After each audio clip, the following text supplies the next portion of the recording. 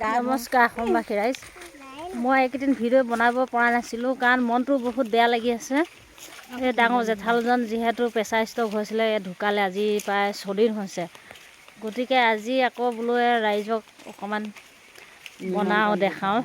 আজি মানুহ মাতিবলৈ কাৰণে আমি আহি আছোঁ সকামৰ কাৰণে।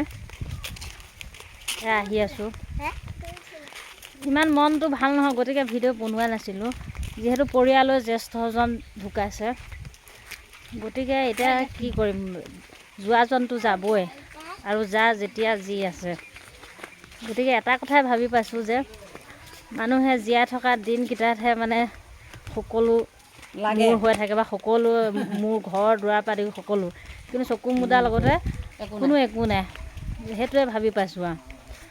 গতিকে আমি এখন নাটকতহে উপনীত হৈ আছোঁ বুলি ভাবিছোঁ, কাৰণ থিয়েটাৰ এখন কৰি আছোঁ বৰ্তমান।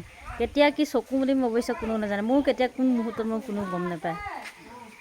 সেইটো ভাবিয়ে মানে আজিৰ পৰা বোলো অকণমান ৰাইজৰ ওচৰলৈ যাওঁ আৰু শুনাওঁ আৰু দেখাওঁ, সেইটো বোলে আজি ভিডিঅ'টো কৰিলোঁ। এয়া ভকতক মাতিব আহিছোঁ, এই জাজনীয়ে মই আৰু ছোৱালীজনী।